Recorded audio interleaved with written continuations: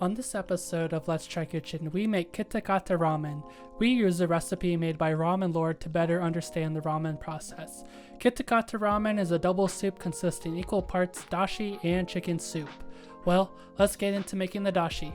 We will soak about 170 grams of large naboshi and 40 grams of kombu in a pot of water for up to 24 hours. Why do we soak for 24 hours? Well, we have to draw out the glutamates in the naboshi and kombu. Glutamates are amino acids that create the flavor umami. Umami can best be described as eating a bag of chips and saying, "Oh, this tastes good, I want some more."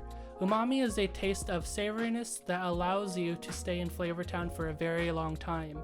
For example, my past soups would taste delicious, but it would quickly soon disappear, as those flavors will not linger in your palate for the whole entire dining process. The chintan stock is pretty simple. I'm using 4 pounds stewing hens, 2 pounds chicken feet, some napa cabbage, green onions, and a regular onion as my aromatics. It's pretty simple as my past chintan stocks.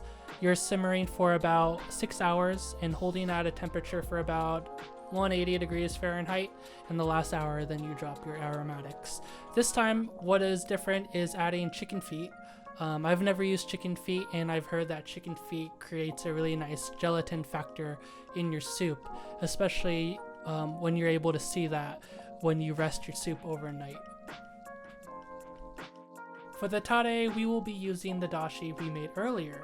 It's great because we have already extracted the glutamates, and now we just need to add some more naboshi, shoyu, sugar, and salt.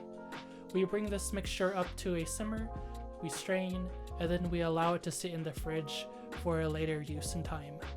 In the aroma oil, all we are doing is simmering some chicken fat that we got from the chintan stock. We'll be using some naboshi heads, garlic, and scallions. In this chashu recipe, I'll be braising some pork belly in half a cup mirin, half a cup shoyu, 1/4 cup of sake with some ginger and garlic for about 2 hours on a pretty low heat. For the noodle, I did a hand-cut curly thick noodle that was about 43% in hydration. It came out okay, but I really wish that it would have been a little bit thinner in size. And to get the curly ribbons, it was pretty simple. All you do is mash it up with your hands into a small ball. This soup was my best one yet. The soup was very flavorful with tons of umami.